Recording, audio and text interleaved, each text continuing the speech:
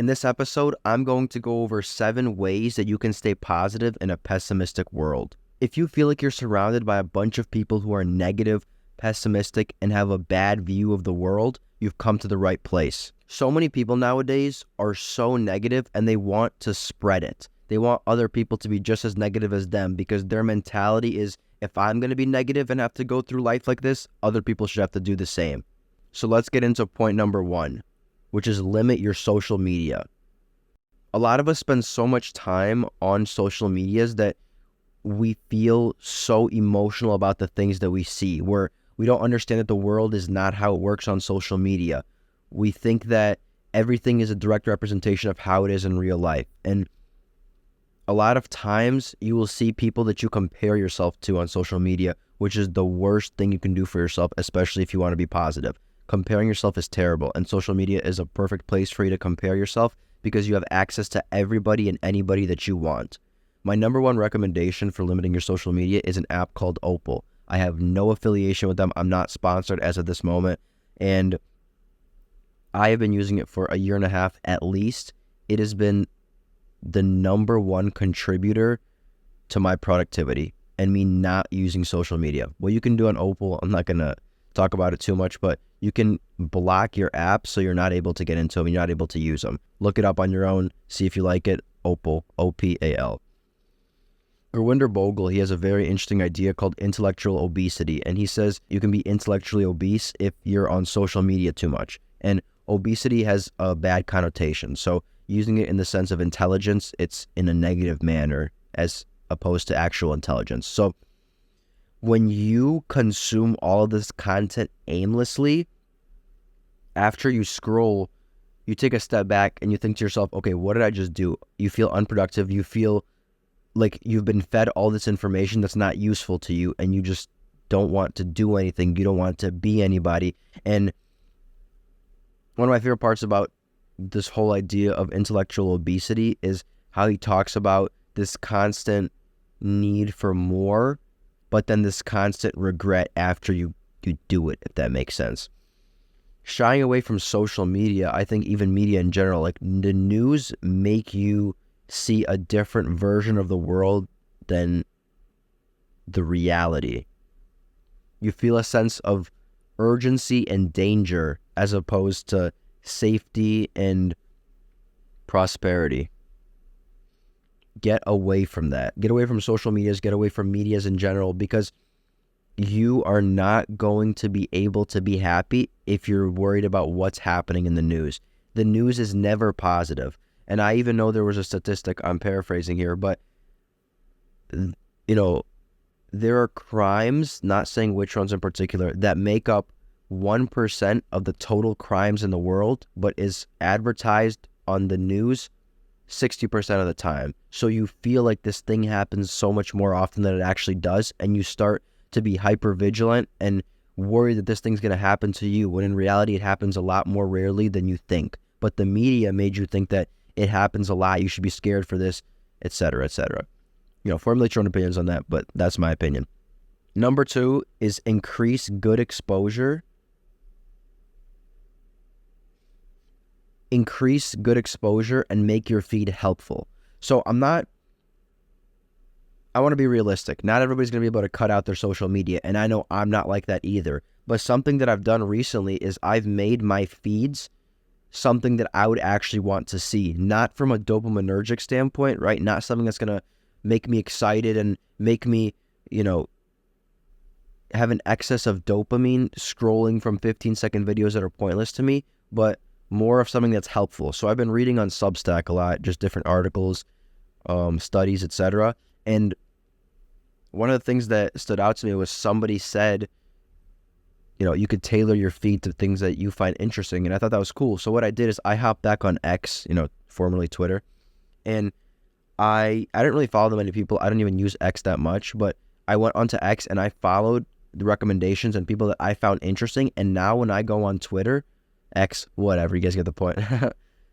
It's actually helpful news for me and things that are just cool overall, quotes, interesting facts, data, studies, etc. So I scroll on it and I'm like, okay, cool. This is a good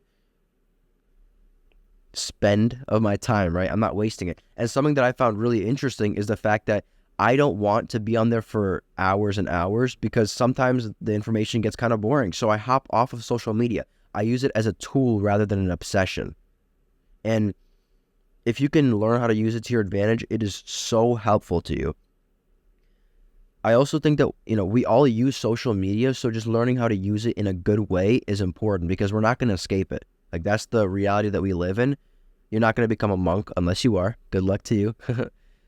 But it's all around us. It's our world. We have FOMO. We have so many people on social media we want to keep up with. Even people we might not see every day, but we want to keep up with on social media. So having access to it, but prioritizing your actual well-being and things that are going to help you in your future is the best thing you can do for yourself from a social media standpoint. The third thing is switching your mindset to how can I take something away from this, right?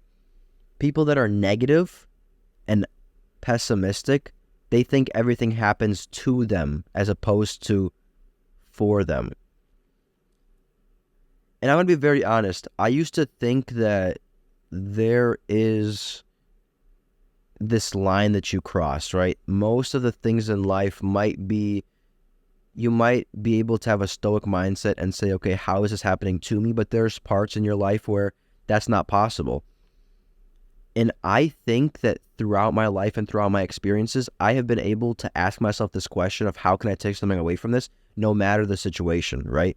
And if you are able to do that, you progress forward. If something happens to you that's negative, you kind of get pushed back, right? You fall down, you get planted on your butt, and you have a choice of whether you want to get up and keep going or have this experience torment you for as long as it stays in your brain for.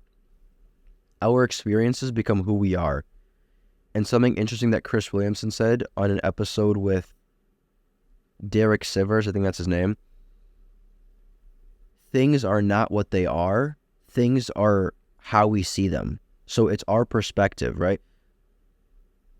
Derek gave a really cool example in the episode where he said he crashed into this lady and somebody ended up telling him that she broke her back and she can never walk again. So Derek spent years and years, I think he said 10, 15 years, always thinking about this, always thinking about his mistake until one day he confronted this woman. He went to her house and he just wanted to have a conversation with her.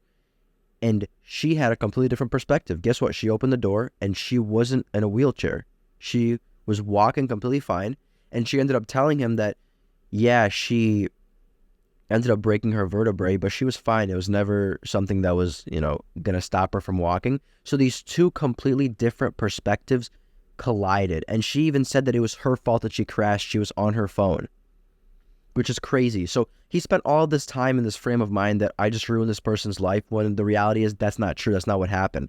So be careful with the takeaways that you get from your experiences, because the lessons, the quote unquote lessons that you learn are going to be the things that stick with you. And if the lessons are going to be negative, then that's what you're going to become. You're going to be a negative person. If something bad happens to you, right? Somebody spills coffee on you. You're like, oh my God, why does this always happen to me? I'm so sick of this. Screw this person. I hate the world, etc. This was on purpose. This guy did it.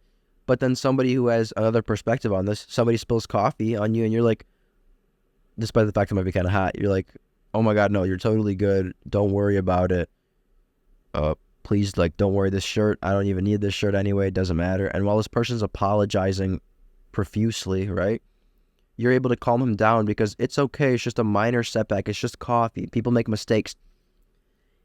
And the imbalance between these two events is unbelievable, because somebody who lets his day start off with, oh my God, somebody spilled coffee on me, it's going to be a bad day, is always going to be different than the person who says, oh yeah, it was kind of funny. This guy in the morning spilled coffee on me. He felt so bad, but I really didn't care. I just changed my shirt and I just went on with my day. Those are two different realities those people are living in, and they're going to get two different results in their life because of the reality that they've put themselves in. Nobody's against you, right? Find the good. And I think I realized this because I used to be very hard on myself and very self-conscious of the things that I do. And then when I went outside of my quote unquote bubble, I realized that nobody really cares about me, and not in a bad way. Like, family cares about me, right? My friends care about me, but I'm saying you think that so many people are against you in the things that you're doing, but the thing is, a majority of people are the other way around, right? And unless it's an anomaly, I just noticed, this is a personal lesson for me, that I have been able to get over barriers in my life, and I thought people would be very judgmental of it, but people don't really care as much as I think they do about me. They care more about themselves than they do of me.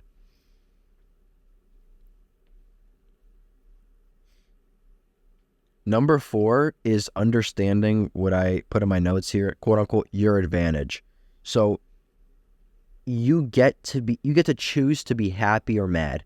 This feeds off of what I talked about previously in my last point about the fact that you are the captain of your ship and you get to decide what experiences you take away from things and how it could affect your mindset.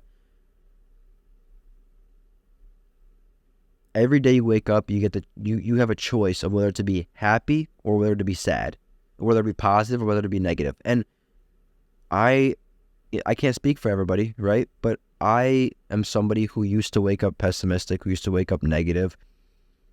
And, I really didn't want to go to school. I actually remember perfectly in middle school, I really didn't want to go. And I'd always be like, oh my God, I have to go to school. I hate this so much. It's terrible. It's annoying. And now I see the beauty in everything. The fact that there's lessons to be taken away. There's experiences to be had.